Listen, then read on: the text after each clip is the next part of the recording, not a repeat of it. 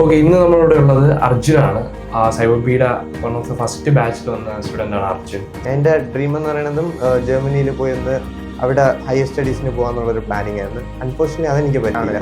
അപ്പോൾ എനിക്കൊരു കൺഫ്യൂഷൻ ഉണ്ടായിരുന്നു, എന്ത് ചെയ്യണം എങ്ങനെയാണെന്നുള്ളത്.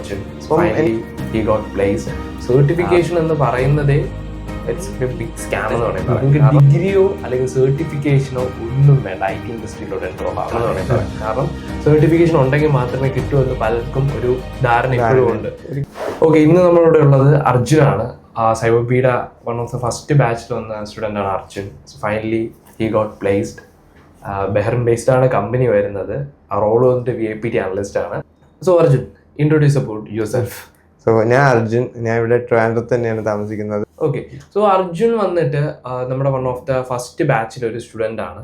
അപ്പോൾ അർജുൻ എങ്ങനെയാണ് IT ഇൻഡസ്ട്രി അല്ലെങ്കിൽ സൈബർ സെക്യൂരിറ്റി ഇൻഡസ്ട്രിയിലോട്ട് കരിയർ ചേഞ്ച് ചെയ്തതെന്ന് ചോദിക്കുക. സോ എങ്ങനെയായിരുന്നു കരിയർ സ്വിച്ചിൻ്റെ ജേണി? സോ ഞാൻ 10th കഴിഞ്ഞ് കഴിഞ്ഞാൽ ഹ്യൂമാനിറ്റീസ് ഒക്കെ ആയിരുന്നു. പിന്നെ അത് കഴിഞ്ഞ് ജോഗ്രഫി എടുത്തു. സോ ബേസിക്കലി എനിക്കങ്ങനെ IT ഫീൽഡായിട്ട് ഒരു ബന്ധമില്ല. എൻ്റെ ഡ്രീം എന്ന് പറയുന്നതും ജർമ്മനിയിൽ പോയി ഒന്ന് അവിടെ ഹയർ സ്റ്റഡീസിന് പോകാന്നുള്ളൊരു പ്ലാനിങ് ആയിരുന്നു. അൺഫോർച്യുനേറ്റ്ലി അതെനിക്ക് പറ്റിയില്ല. അപ്പോഴാണ് ഞാൻ പിന്നെ IT ഫീൽഡിലോട്ട് എന്തുകൊണ്ട് സ്വിച്ച് ചെയ്തുകൂടാ. കാര്യം ഇന്ന് എല്ലായിടത്തും ജോബിന് വേണ്ടിയിട്ടൊന്ന് IT ഫീൽഡാണ്. അപ്പോൾ എനിക്കൊരു കൺഫ്യൂഷൻ ഉണ്ടായിരുന്നു, എന്ത് ചെയ്യണം എങ്ങനെയാണെന്നുള്ളത്. അപ്പം എൻ്റെ ഒരു റിസർച്ചിൽ നോക്കിയപ്പോൾ സൈബർ സെക്യൂരിറ്റി ഫീൽഡ് കുറച്ചുകൂടെ ഒരു എന്താ പറയുക വേക്കൻസി ഉണ്ട്, നല്ല രീതിയിൽ ജോബ് ഓപ്പർച്യൂണിറ്റീസ് ഉണ്ട്, ഒരു നല്ല രീതിയിൽ കരിയർ ബിൽഡൊക്കെ ചെയ്യാൻ പറ്റുമെന്ന് തോന്നുന്നു. അതുകൊണ്ടാണ് ഞാൻ പിന്നെ സൈബർ സെക്യൂരിറ്റി പഠിക്കാമെന്ന് വെച്ചത്. അങ്ങനെയാണ് ഞാൻ പിന്നെ IT ഫീൽഡിലോട്ട് സ്വിച്ച് ആയത്. അപ്പോൾ സൈബർ സെക്യൂരിറ്റി ബാക്കി ഒരുപാട് IT ഇൻഡസ്ട്രീസ് ഇന്ന് അവൈലബിൾ ആണ്. ഓക്കെ, എന്തുകൊണ്ടാണ് സൈബർ സെക്യൂരിറ്റി കുറച്ച് ഫോക്കസ് കൊടുക്കാനുണ്ടായ റീസൺ? മെയിനായിട്ട് ഞാൻ ജോബ് ഓപ്പർച്യൂണിറ്റീസും അല്ലെങ്കിൽ കരിയർ ബിൽഡിങ് ഏറ്റവും കൂടുതലും ബെസ്റ്റ് ആയിട്ടുള്ള ഫീൽഡ് സൈബർ സെക്യൂരിറ്റി. കാര്യം അത് മാത്രമല്ല, ഇപ്പം എനിക്കൊരു കൺഫ്യൂഷൻ ഉണ്ടായിരുന്നു. വരുന്ന ടൈമിൽ എന്താ പറയുക, ബാക്കി കുറേ ജോബ്സ് ഇങ്ങനെ പോകുന്നു എന്നുള്ളൊരു റൂമേഴ്സൊക്കെ ഉണ്ടായിരുന്നു. അപ്പം അതും കൂടെ ഒരു ചേർത്ത് വെച്ചിട്ടാണ് ഞാൻ പിന്നെ സൈബർ സെക്യൂരിറ്റി പോകും. കാര്യം സൈബർ സെക്യൂരിറ്റി എന്നുള്ളൊരു റോൾ അങ്ങനെ പെട്ടെന്നൊന്നും റീപ്ലേസ് ആവത്തില്ല എന്നുള്ളൊരു ഫോക്കസ് ആണ്. സോ അത് പറഞ്ഞു വരുമ്പോൾ cyber security completely AI replace ചെയ്യാൻ പറ്റത്തില്ല എന്ന് പറയാൻ പറ്റത്തില്ല. പക്ഷേ സൈബർ സെക്യൂരിറ്റി ഒരു ഇൻഡസ്ട്രി ലൈക്ക് മോണിറ്ററിംഗ് സെക്ഷൻ, ആ ഒരു ഇൻഡസ്ട്രിയൊക്കെ നമുക്ക് ചേഞ്ച് ചെയ്യാൻ പറ്റുന്ന ഒരു ഇൻഡസ്ട്രിയാണ്. പിന്നെ IT ഇൻഡസ്ട്രി എല്ലാം AI കൊണ്ടുപോകും എന്ന് പറയുന്നത് ഒരു സൈഡിൽ നോക്കുമ്പോൾ ശരിയാണെങ്കിൽ പോലും, പക്ഷേ നമുക്ക് സ്കിൽഫുൾ ആണെങ്കിൽ ഏത് IT ഇൻഡസ്ട്രിയിലായാലും നമുക്ക് കടന്നു പോകാൻ പറ്റും. അല്ലെങ്കിൽ നമുക്ക് അവിടെ ആ ഇൻഡസ്ട്രിയിൽ തന്നെ നമുക്ക് നല്ല നല്ല നേട്ടങ്ങൾ കൊണ്ടുവരാൻ പറ്റും. അതായത് IT ഇൻഡസ്ട്രിയുടെ ഒരു പോസിറ്റീവ് സൈഡ് തന്നെയാണത്. എന്തുകൊണ്ടാണ് അർജുൻ സൈബർബി അക്കാഡമി ബാക്കി അക്കാഡമീസിൽ ഉപരി ചൂസ് ചെയ്യാനുള്ള ഒരു കുറച്ച് റീസൺസ്? ഞാൻ മെയിനായിട്ടൊന്ന് എൻ്റെ ഒരു റിസർച്ച് നോക്കിയപ്പം എനിക്ക് മനസ്സിലായെന്ന് പറഞ്ഞു കഴിഞ്ഞാൽ, ബാക്കിയുള്ള ഇൻസ്റ്റിറ്റ്യൂട്ടിനെ ഞാൻ ഒന്ന് കോൾ ചെയ്ത് അന്വേഷിച്ചപ്പോൾ അവർ മെയിനായിട്ട് സർട്ടിഫിക്കറ്റ് ആയിട്ട് കൂടുതലായിട്ടാണ് അവർ സ്ട്രെസ് കൊടുത്തിരുന്നത്.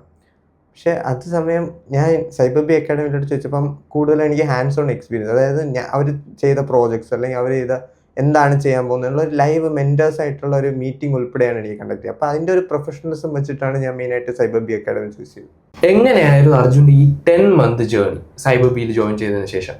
ഞാൻ മെയിനായിട്ട് നമുക്ക് മെൻറ്റർ പറഞ്ഞൊരു സ്റ്റെപ്സാണ് നമ്മൾ ഫോളോ ചെയ്യുന്നത്. അതായത് 3 months, അതായത് 3 മാസം തോറും ഓരോ മെയിൻ പ്രോജക്ട്സ് നമ്മുടെ അടുത്ത് ഇൻക്ലൂഡ് ചെയ്യാൻ പറഞ്ഞു. എന്നിട്ട് വീക്ക്ലി വെച്ചിട്ട് നമ്മൾ ഒരു ചെറിയ പ്രോജക്ട്സ് വെച്ച് നോക്കും. അപ്പം നമുക്ക് ബേസും കിട്ടും, അതേപോലെ തന്നെ നമ്മുടെ ഒരു റെസ്യൂമിക്ക് പ്രിപ്പയർ ചെയ്യാൻ പറ്റുന്ന രീതിയിലൊരു പ്രോജക്ട്സും കിട്ടും.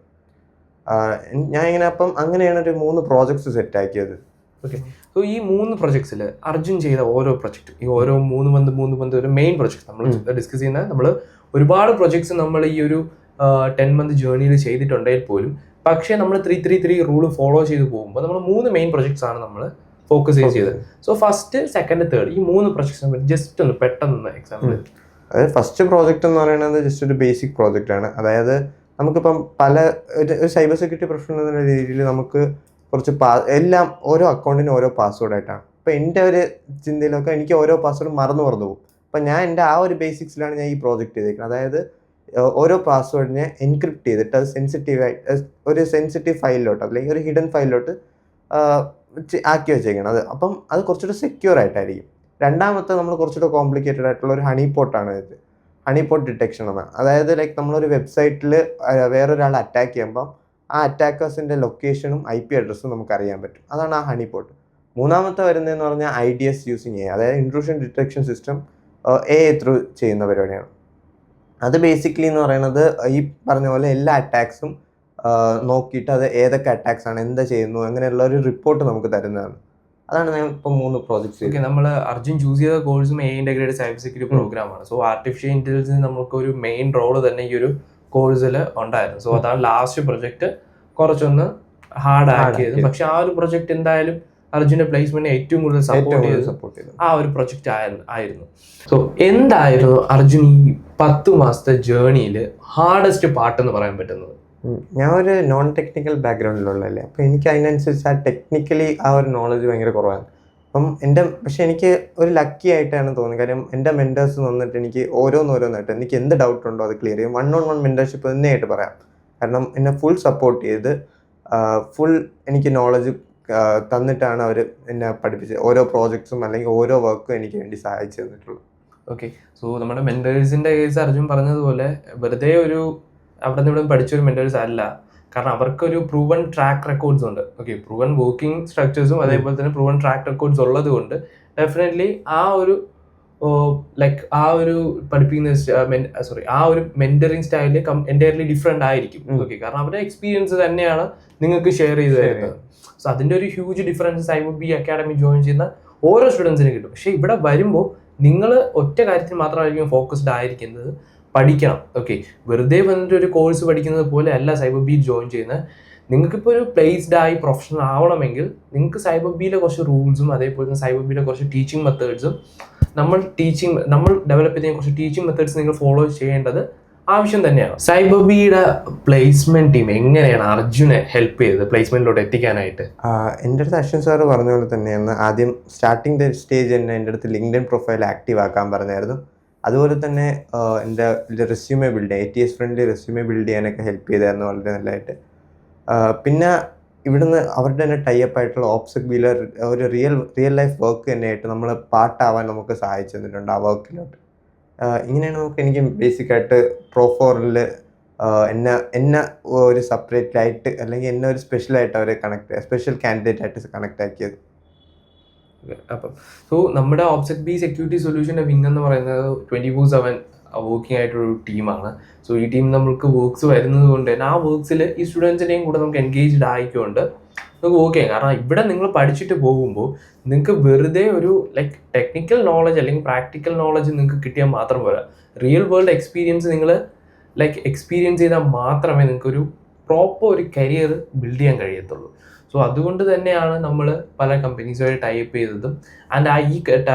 ഈ ടൈഡ് അപ്പ് ആയിട്ടുള്ള കമ്പനീസ് ഡെഫിനറ്റ്ലി നിങ്ങളുടെ വർക്ക് നല്ല രീതിക്കാണെന്ന് തോന്നിക്കഴിഞ്ഞാൽ അവർ തന്നെ നിങ്ങൾ ഹയർ ചെയ്തോളും. സോ അതിന് വേണ്ടിയുള്ള പ്ലാറ്റ്ഫോം നമ്മൾ ഇവിടെ തന്നെ ബിൽഡ് ചെയ്യുന്നുണ്ട്. അത് നമ്മുടെ ഒരു പോസിറ്റീവ് സൈഡ് തന്നെയാണ് കമ്പയറിങ് ടു അതർ അക്കാഡമീസ്. എന്താണ് അർജുൻ്റെ പ്ലേസ്മെന്റ് റോള്?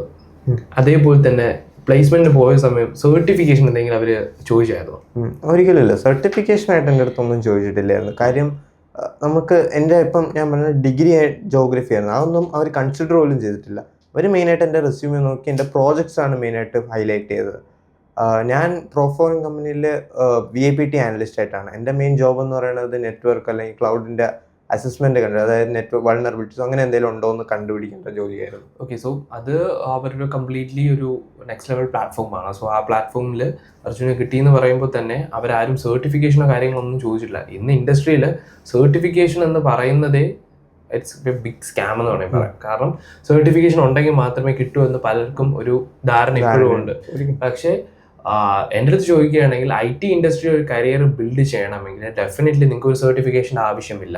പക്ഷേ CyberBee നിങ്ങൾ ജോയിൻ ചെയ്യുന്ന ടൈമിൽ CyberBee അക്കാഡമിയിൽ നമ്മുടെ മെൻറ്റേഴ്സ് നിങ്ങൾക്ക് കുറച്ച് കാര്യങ്ങൾ ഫോളോ ചെയ്യാൻ പറയും. അത് നിങ്ങൾ ഫോളോ ചെയ്യുകയാണെങ്കിൽ ഡെഫിനറ്റ്ലി നിങ്ങൾക്കും ഇതേപോലെ തന്നെ നാളെ നമ്മുടെ ഈ ഒരു സീറ്റിൽ വന്നിട്ട് പ്ലേസ്മെൻറ്റ് സ്റ്റോറീസ് പറയാൻ കഴിയുന്നതാണ്. സോ സർട്ടിഫിക്കേഷൻ നിങ്ങൾ ചൂസ് ചെയ്യരുത്. അല്ലെ, സർട്ടിഫിക്കേഷൻ നിങ്ങൾക്ക് ഒരിക്കലും IT ഇൻഡസ്ട്രിയിൽ ആവശ്യമില്ല. അത് നമ്മുടെ ലൈവായിട്ട് അർജുൻ തന്നെ പറഞ്ഞിട്ടുണ്ട്. അർജുൻ്റെ ഡിഗ്രി വരെ എൻ്റയർലി ഒരു ഡിഫറെൻറ്റ് പ്ലാറ്റ്ഫോമാണ്. From geography field to IT ഫീൽഡിലോട്ട് വന്നൊരു വ്യക്തിയാണ് അർജുൻ. അർജുനെ, കോഡിങ് നമ്മുടെ സൈബർ സെക്യൂരിറ്റി ഇൻഡസ്ട്രിക്ക് നെസസറി ആണോ?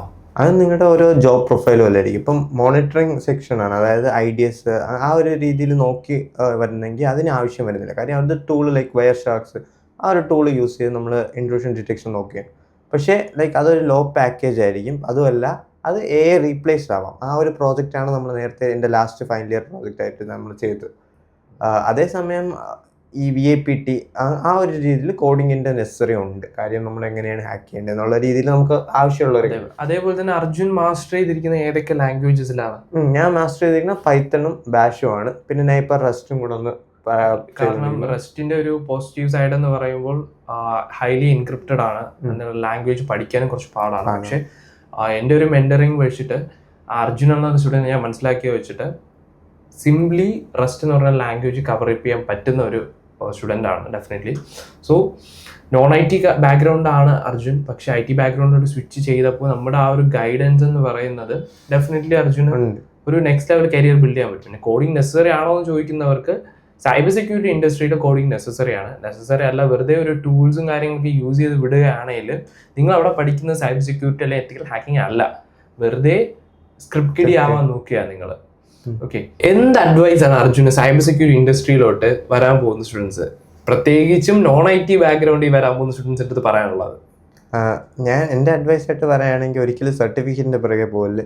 മാക്സിമം പ്രോജക്ട്സ് തന്നെ ഒന്ന് ഹൈലൈറ്റ് ചെയ്യുന്ന രീതിയിൽ ചെയ്യണം. നല്ല പ്രോജക്ട്സ് ചെയ്യുക ആ ഒരു ഇൻഡസ്ട്രി. പിന്നെ മാക്സിമം ആ ഒരു നോളജ് ഉണ്ടായിരിക്കണം. നമ്മൾ ചെയ്യണത് വെറുതെ പഠിച്ചു പോകരുത്, എന്തിനാണ് പഠിക്കുന്നത് എന്നുള്ളൊരു നോളജ് നമുക്ക് അറിഞ്ഞിരിക്കണം. അതേപോലെ തന്നെ പലരും ഇപ്പം പറയുന്നുണ്ട് സർട്ടിഫിക്കേഷൻ വേണം എന്ന് പറയുന്ന പല സ്റ്റുഡൻസ് നമ്മൾ കണ്ടിട്ടുണ്ട്.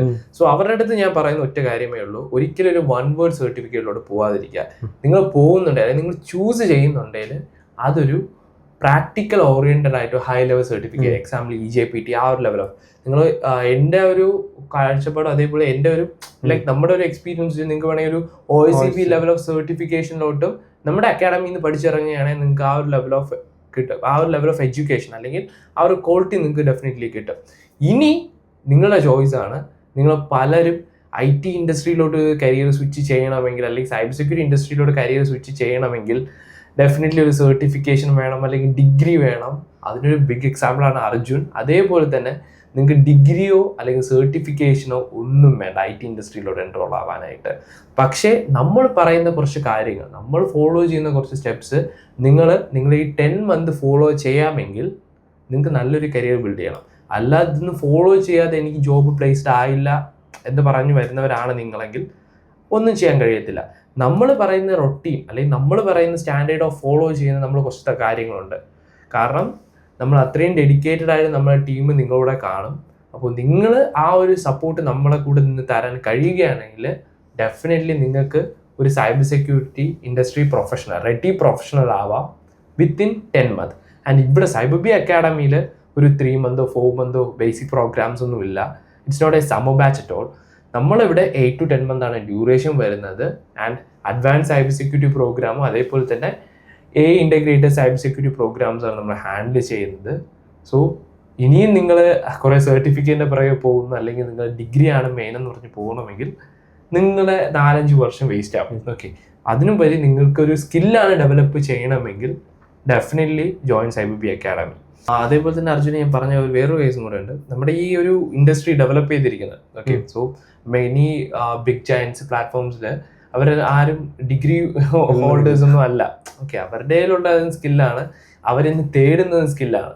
ഓക്കെ, അല്ലാതെ 1 വേർഡ് സർട്ടിഫിക്കേഷനോ അവിടെ ഒരു സർട്ടിഫിക്കേഷനോ നോക്കില്ല. പിന്നെ HR നിങ്ങളുടെ അടുത്ത് നോക്കുമ്പോൾ നിങ്ങളുടെ പ്രൊഫൈൽ ലൈക്ക് ലിങ്ക്ഡിൻ പ്രൊഫൈൽ എപ്പോഴും റെഡി ടു ലൈക്ക് റിവീൽ ആയിരിക്കണം. ഓക്കെ, ആ ഒരു സ്റ്റാൻഡേർഡ് നിങ്ങളെല്ലാം ഫോളോ ചെയ്തിരിക്കണം നിങ്ങളുടെ എല്ലാ ജോബ് പ്ലാറ്റ്ഫോംസും. കാരണം അർജുൻ്റെ ലിങ്ക്ഡിൻ നോക്കുകയാണെങ്കിൽ അർജുൻ